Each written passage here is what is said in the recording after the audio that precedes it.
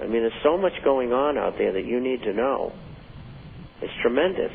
I mean, you don't have to look at anything else. Everything that you need to know is in the forecaster. Do you have any questions? Yes, I do. I do too. Do you Not a have lot them of too? them. 3 or 4. Yes, I have quite Let me a give few. them out. This first one But I is just from Phil the Pill. What's that? I just want to say something before you ask your No, question. no. What? Go ahead. What? Listeners, we've been talking for 25 minutes, and I didn't get any new questions for today, so go ahead. Well, these are old ones. Well, these are that I got earlier today and yesterday. Oh. Okay, here we go, Philip.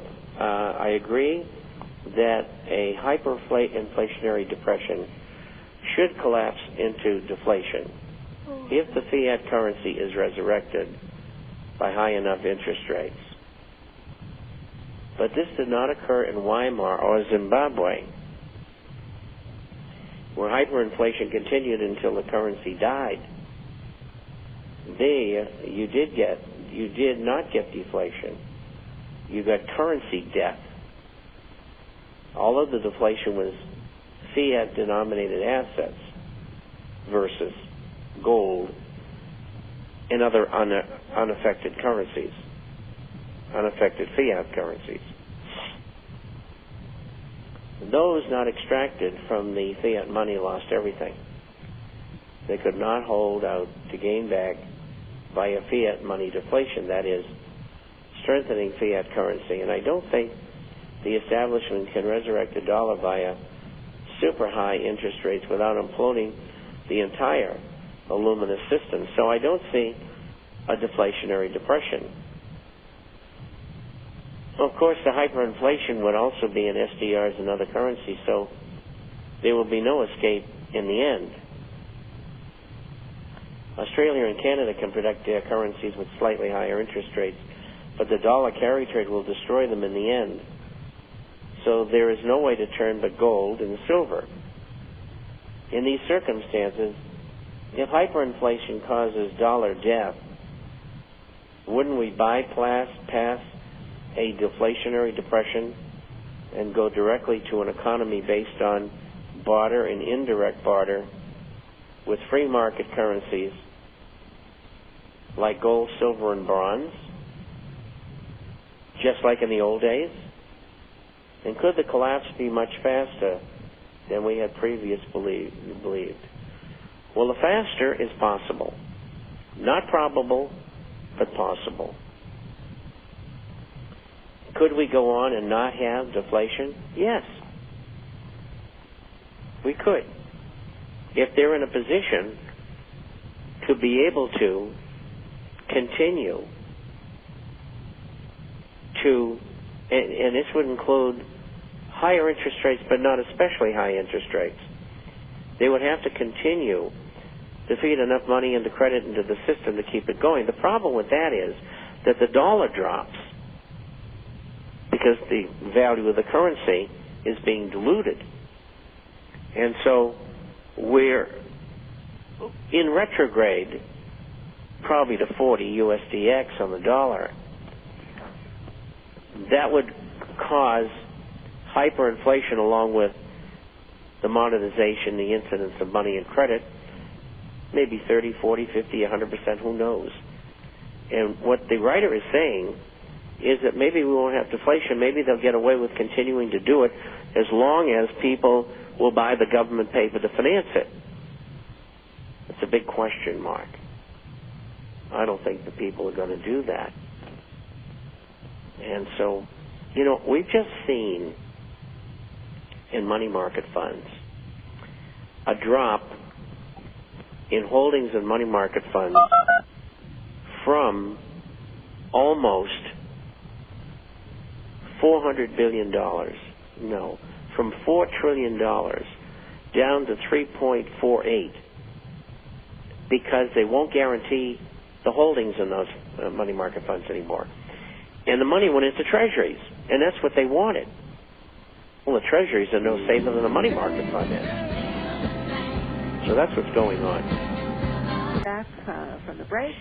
And if you would like a complimentary issue to the International Forecaster, you can just give us a call on our 800 number, which is 800-375-4188. Bob, would you like to tell us about the International Forecaster, please?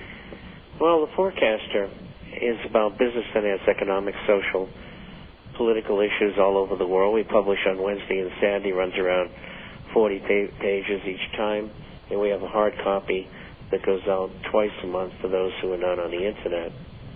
If you'd like to visit our site, that address is theinternationalforecaster.com. The International, FORECASTER.com. If you'd like to email us with a question, that address is BOB@INTFORECASTER.com. That's Bob@intforecaster.com. 1-800-375-4188 for all your gold and silver coin needs and for the subscription to the International Forecaster. And again, folks, coin prices, they're remaining steady, but the 63 Liberty and the 64 Saint, I mean, there's like no stopping those two coins. So they're moving very nicely. And all the coins are up over since yesterday, or up as yesterday when we had the bigger increases. But those two coins continue to do very well. And as Bob said earlier, you know, Bob, these prices, they're going to look. People are going to look back and see how cheap these prices were. All I can tell you is I'm a buyer. Yep. And I tell you, I've been buying all the way from $250. Yep. And I don't stop. I mean, where else would I keep my money except gold and silver coins and shares? There is no other place. So if you haven't or you want to add, and folks, you know, keep your portfolio simple and basic. You don't need to own your own coin store. You know, preferably you want to stay with the U.S. gold coins. You want to stay with larger pieces. You can get some fractional pieces. They're okay if they're a good buy, or if you want some for little bartering. But you don't want to put large amounts into the smaller pieces because you pay more for your gold. And the whole point is you want to get as much gold as possible for your dollar. Stay away. How many times do we have to say this? Stay away from the circulated coins, the VFs, the XFs, the AUs, the BUs. The only smaller fractional piece that I really like that's circulated is the $5 Liberty. It's great for trading. Same way I like the $10 Indian. It's good for trading, or even the 10 Liberty. But those $20 pieces and those in circulated condition, they're awful. The spreads are huge. When you start getting down to a $5 Liberty and you're looking at a mint state coin in a $5 Liberty, that's a big spread for a quarter ounce of gold. So it makes sense to where you can get some bartering coins that are circulated, but only the $5 Liberty. In fact, someone had quoted me, this was yesterday's prices, before it went up, they were quoting VF $5 libs for $446, and mine was, of course, under 400. So, and that's a lot for a small coin. Multiply that by 4, and you'll see how much more you're paying per ounce. So give us a call at 800-375-4188. That's 1-800-375-4188.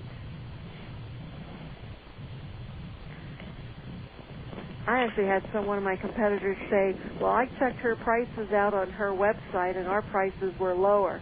Well, actually, their prices were higher, and I don't even post my prices on the website. So I thought that was kind of funny. Well, it just shows you the lack of professionalism and the criminality that goes on, and you've got to, absolutely have to deal with Melody and the other few honest dealers in the country, because everybody will rip you off. I mean, they're bad people out there. You better just hope Melody doesn't go and die on you. I have no intentions of doing that, Bob. that's good. I don't know what the good Lord has in store for me. Well, I'll check with him this evening. Okay. Here's a question, and oh no! I only got a couple more. This is from John. The PE ratios for gold and silver stocks seem high right now. Now, John, they're not high right now.